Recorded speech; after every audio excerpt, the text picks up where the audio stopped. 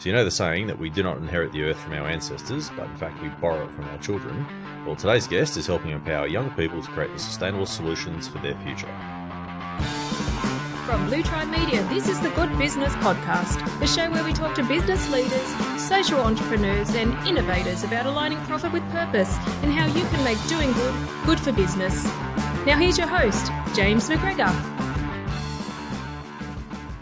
So in today's episode of the Good Business Podcast, I'm talking with Kanika Joshi, who works in international development and is passionate about delivering solutions for the world's most important to-do list, the UN Sustainable Development Goals. She's also passionate about helping young entrepreneurs through her work as a senior advisor to the Youth Solutions Program at the UN Sustainable Development Solutions Network. Through her work, she helps to empower young people globally to create sustainable solutions through education, communities, and innovation, everything from urban farming in Kenya to community development in Argentina. In this episode, you'll hear about the great projects she's working on and see why she believes that if we are to achieve the future we want, we need to support the custodians of this future, our youth.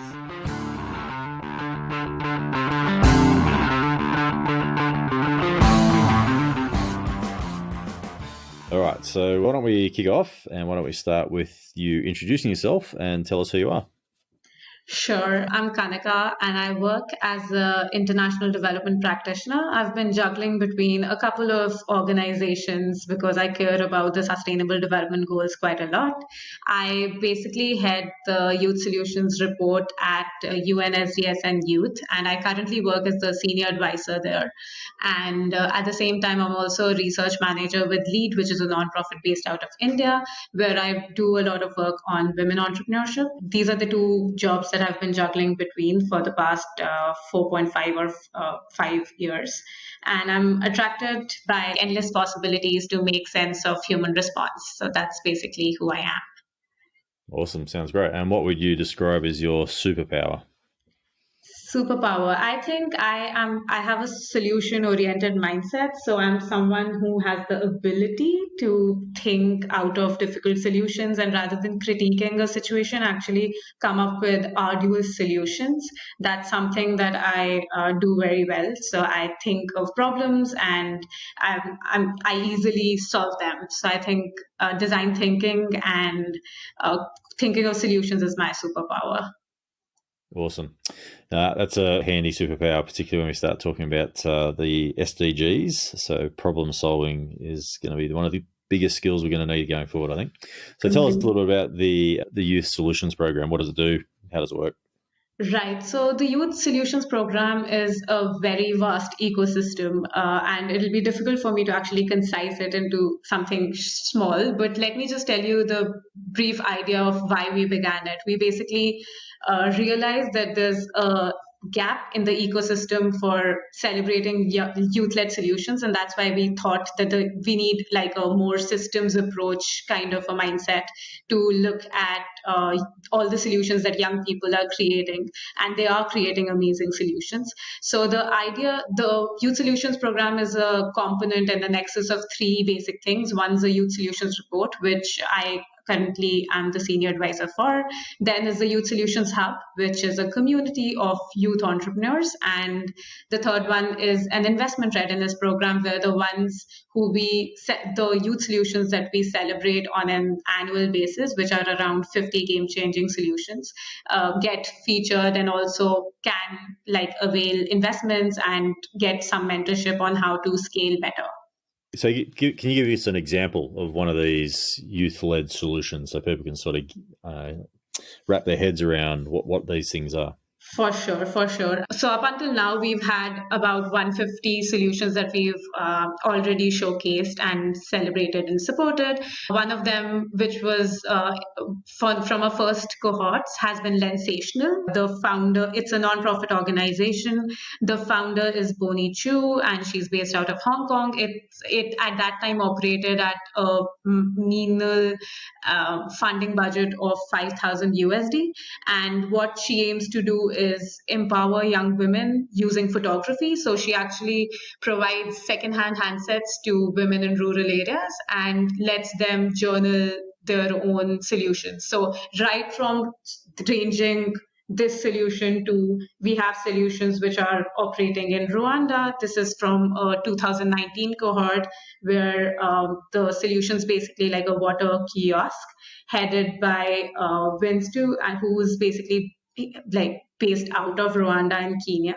And he, again, this is a small grassroots organization which basically ensures that it has a business model in place, and they're just providing water kiosks to school children and kind of have a model in place. So the first one talks about women empowerment. The second one that I just give an anecdotal example of talks about like clean water and sanitation. So most of the most of the solutions that we feature in our solutions report range from all over the SDG framework, if that makes sense.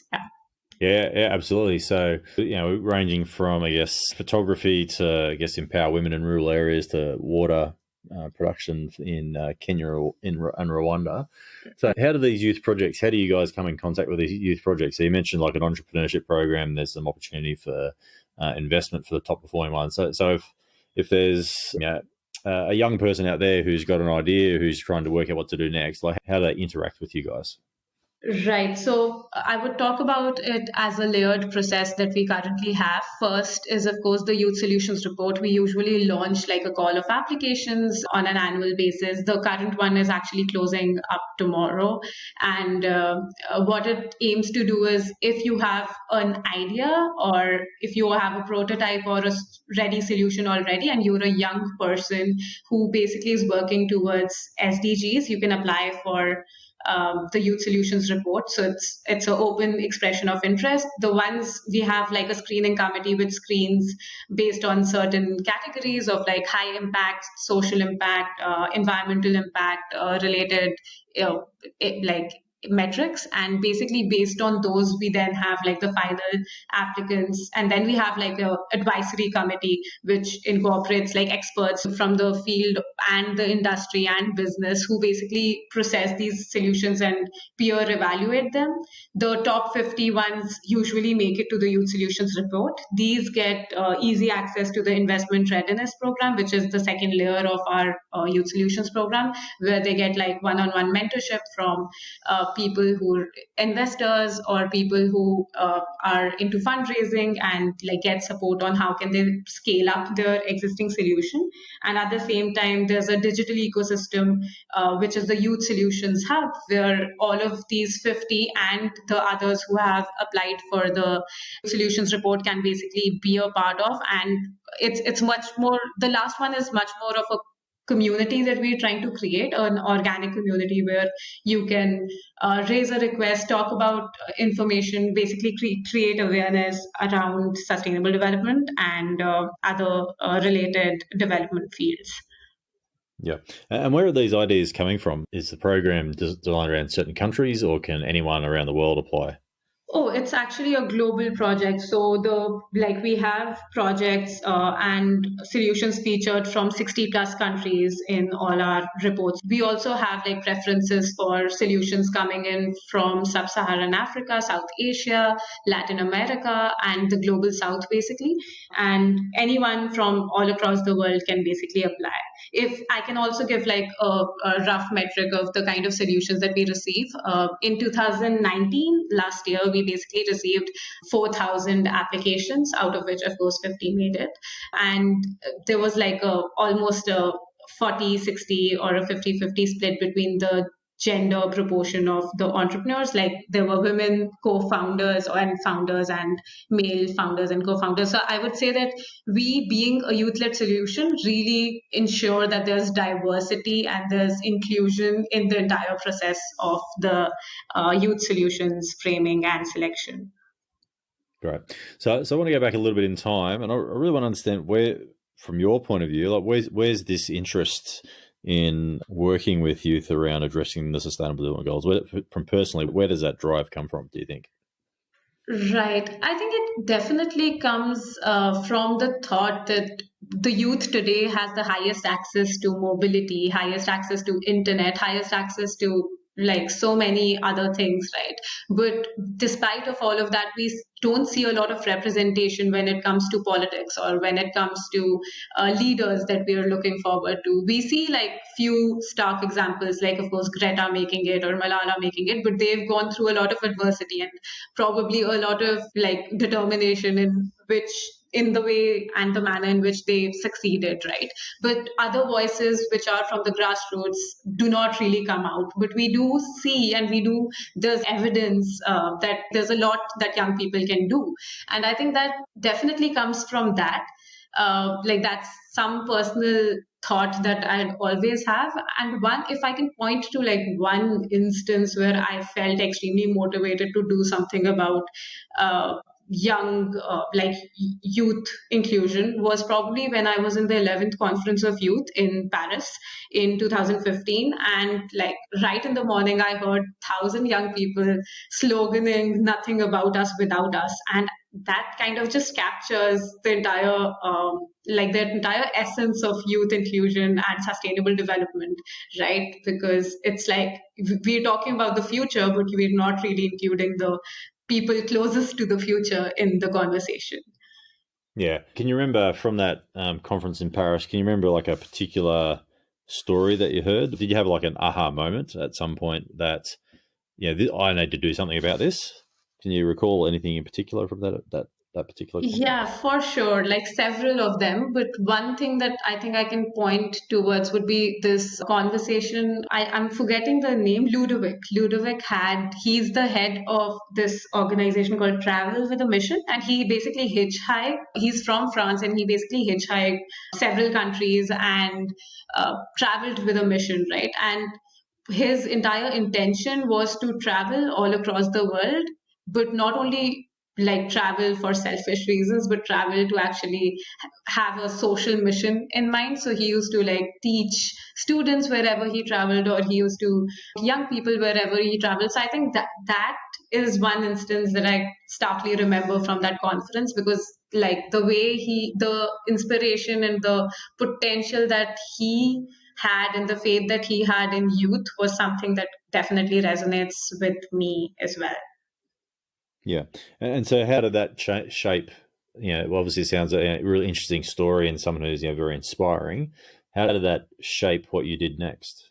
It actually shaped what I did next quite a lot, because I had only experience from India, which is where I'm from, prior to that. And post that, I basically had a much more global citizen mentality, I would say.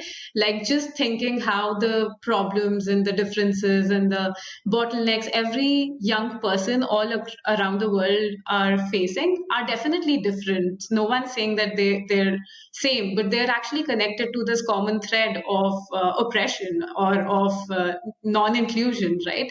So I think that's where I ensured that I want to expand my geographical expertise in the development sector. And post that, I've been like to 10 plus countries, like right from Dominican Republic to Italy to France, and Singapore, to just ensure that I work on youth inclusion. So I think that's youth entrepreneurship. Post that has been something that I definitely took up in a global perspective rather than a local perspective only. Yeah. So tell me a little bit about that youth entrepreneurship focus. I guess, if you're talking about young entrepreneurs launching enterprises and solutions to solve really big, tough, challenging problems, but without necessarily having the wisdom of experience. I mean, what are some of the challenges that youth face beyond, I guess, not being included in the conversation to start with, around even knowing where to start to address some of these, and what can be really big, intimidating problems? Right. So I think big intimidating problems are definitely access to finance.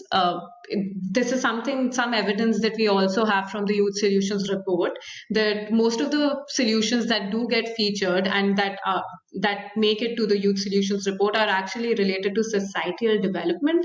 And if at all they're related to environmental like impacts, etc., it's then they're like either digital campaigns or their work being done digitally, right? Not a lot of offline work on environmental front. And I think that like the way we see it, it stems out of from like stems from this particular thing of lack of access to finance, because a lot of environmental solutions, for example, related to like plastic reuse or related to other things, really require a lot of technical capability, and not only capability, like infrastructure, right? And we've seen that youth do not always have easy access to finance that way.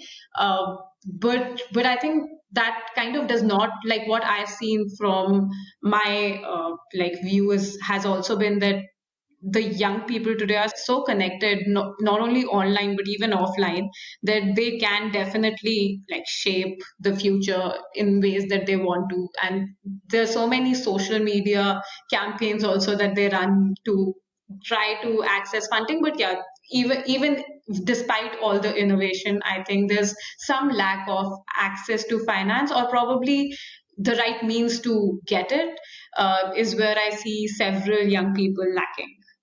Yeah. So can you maybe tell us a story of a young person who's come to you with an idea, and how you sort of coach them through the process to get it off the ground?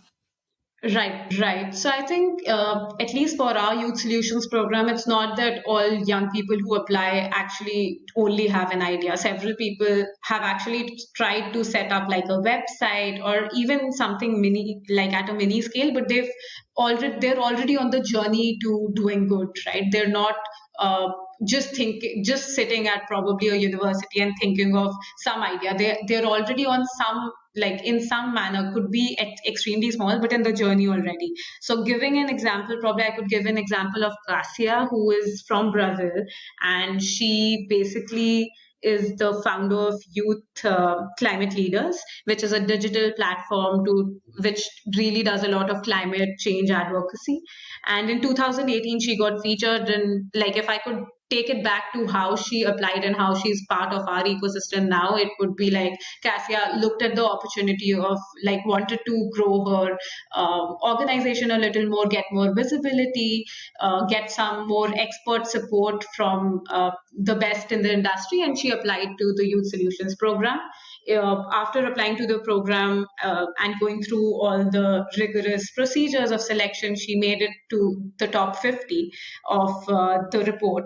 Post that, she was given some more visibility right from the report to either UN organizations or even to the investment readiness program, where she was linked to some mentor who basically could provide mentorship and guidance on how to scale, how to fundraise, how to invest further, and try to scale up or scale out the existing digital ecosystem within which she's operating.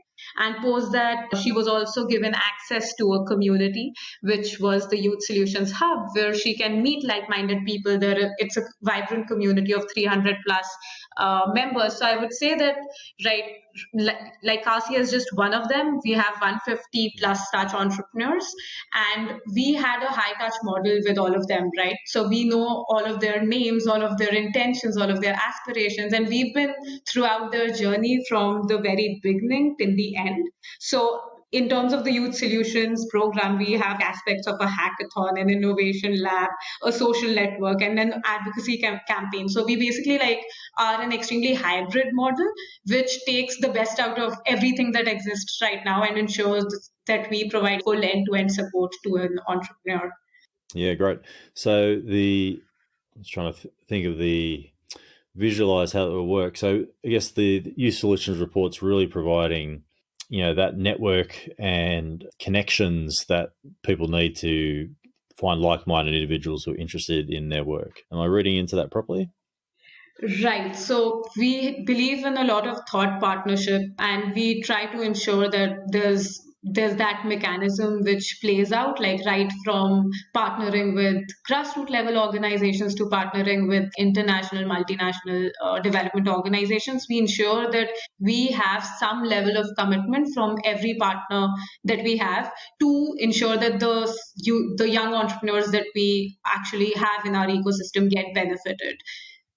Yeah, great. So I guess if you could wave a magic wand and solve the problem of youth entrepreneurship to address UN SDGs, what do you think you'd create if you had a magic wand that would create anything you wanted? Right. I would say, let me think about this a little. So if you had unlimited resources and you could grab all the youth in the world and all these great ideas and help them get things up and going, what do you think would help them solve the biggest challenge that they have at the moment, I guess? Right. So I would ensure that young people are not only like participating, but actually are leaders in the conversation. So just not stakeholders who can be beneficiaries, but actually are actively participating in the entire ecosystem. So like probably with the magic wand, I'll give them more power. Yeah, awesome. Yeah, so they can be the part in the decision-making process, which in many ways they're either not engaged because they don't feel like they're part of it, or they're not actually asked. Right. Yeah. So if someone was listening at the moment and they're a young person who had an idea to change the world, like what's one piece of advice that you give to someone like that? Believe that you can change the world. Like, really believe it. Daydream about the way you want to change the world and then just open your eyes and do it. Like, take small steps, but do it. I'm going to have to change that question, because every time I ask one of our guests that question, I get exactly the same answer. It's just do it. Okay. which is interesting. So across the whole spectrum of social entrepreneurs and innovators that I do work with and interview on this podcast, they all say the same thing, saying just do it and make a start, because that's you never know. That's interesting to know as well. Like, yeah, because you never know what might take you. So momentum leads to action, and action leads to things happening. So if you sit there and wait, then nothing will happen. But if you actually just do something, it doesn't matter what it is, and opportunity will come your way and doors will start to open. So interesting. I might have to come up with a new question, but it's interesting that nearly every guest has exactly the same answer, which is great. So if people wanted to learn more about the Youth Solutions Report or the Youth Solutions Program, how's the best way, if you connect with you, how's the best way for them to connect and learn more?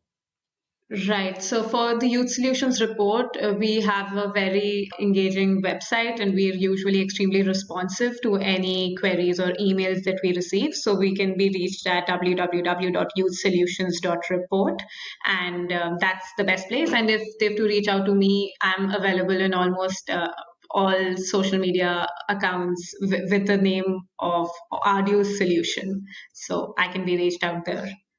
So I also understand that the Youth Solution Report has quite a large, social following online through social media. Can you tell us a little bit about that? Right. So it has been like a surprise to us as well, because we've never really paid for any of our social media promotions, and it's all been extremely organic. We've had like 18,000 followers on Twitter and 40,000 on Facebook. We've had 6 million impressions on all the Youth Solutions reports that we've collectively launched up until now. That's been 3 of them. So that basically shows that there's a lot of interest in understanding what young people are doing. So I would say that's something that definitely is of interest to us. And that social media audience, do you know who that audience is? Is it mostly youth, or is it a full wide spectrum that are actually interested in what you're doing? Right. So it would be a wide spectrum of varying across several countries, because we've ensured that we mobilize youth, and not only youth, but even mobilize the right partnerships. So that's something that everyone could think about in terms of having the right partners, because that ensures that your reach kind of increases automatically. Yeah. Okay. So that's a good point. Having that really active ecosystems, you're almost building an online community that are aligned with the mission of what you're trying to do, and then they're sharing it with their friends, and you get that network effect from having, that really sophisticated and structured ecosystem that it sounds like you've got set up. Exactly. Yeah, that's interesting. I'm curious, why do you think there's so much interest, do you think, in youth-led movements around solutions around SDGs? Do you have a gut feeling around why people are so interested in it? Yes, because I think that young people are best positioned in being represented by young people. And I see that's really missing in the ecosystem at times. It's mostly passing on the mic, but not creating that space to own that mic. When we talk about youth entrepreneurship. So I think I really like the fact that we're youth led, and all the youth assembly members that we have at my team are all young people. So I think that really changes the narrative from being an ally is good as well, but actually being someone who is part of the community and trying to ensure that their community comes forward I think that's what sets us apart. Yeah, I think that's really important.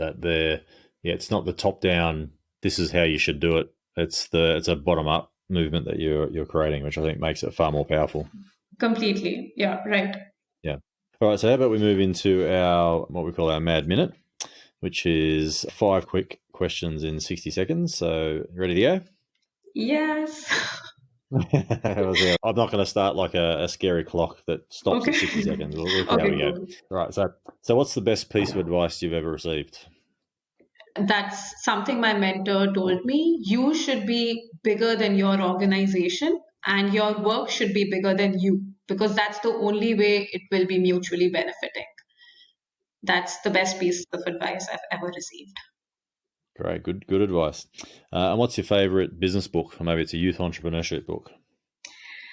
I actually read mostly non-fiction. So I would say that rather than a business book, it's mostly a social development economics related book, Poor Economics. Mm-hmm. I think that kind of really shaped the way I think of poverty and ways to end it. So I would definitely suggest that. Great. And so when you were a kid, what did you want to be when you grew up?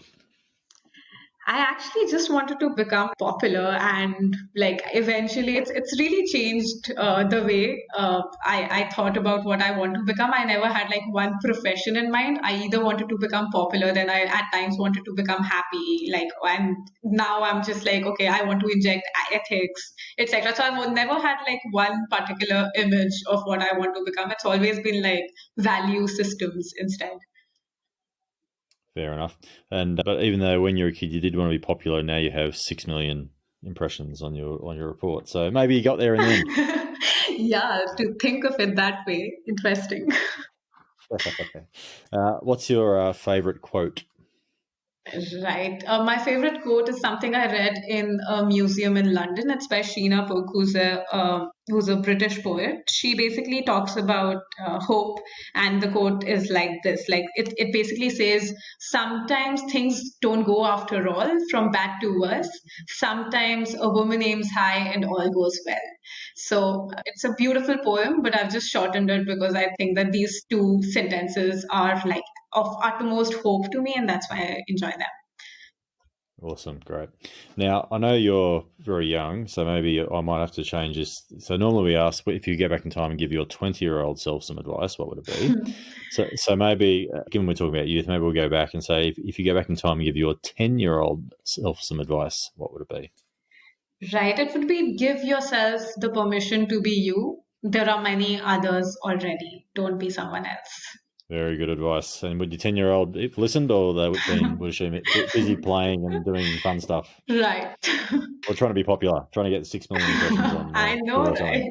Just do it yourself. Don't think that you want to follow someone else to do that. Yeah, awesome. All right. Well, that's it. So, look, I think what you guys are doing is great. And yes, I think that bottom-up youth solutions-driven approach is really important, because many of the problems that we're trying to address through the UN SDGs, multi-generational, really. It's going to take many years to solve some of these problems. And the youth of today, the elders and the wise people with grey hair like me of tomorrow. And so I think that's really awesome what you guys are doing, and I appreciate your time all the way over there from Delhi. What time in the evening is it over there for you? It's 6:30 p.m. in the evening. Oh, that's not too bad. Yeah. I appreciate your time, and thanks for joining us on the Good Business Podcast. Absolutely. Thank you for having me here as well. It was a pleasure.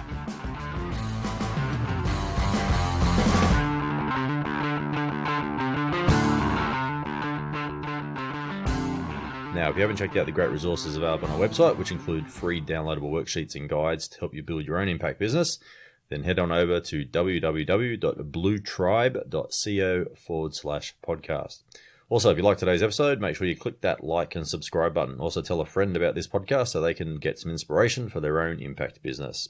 Coming up in the next episode. I think probably the hardest thing was because at the time I was working in a full-time job and then it started to build quite quickly. And so I was doing all the work plus working a full-time job and trying to manage that, but then not let it take over your whole life because I couldn't quit at that time. So many impact entrepreneurs start out with a side hustle that grows into a viable business, but you won't often hear the backstory about what they did to make it happen. So make sure you listen into the next episode to hear one such story. Well, that's it for another episode of the Good Business Podcast. I'm James McGregor. Until next time.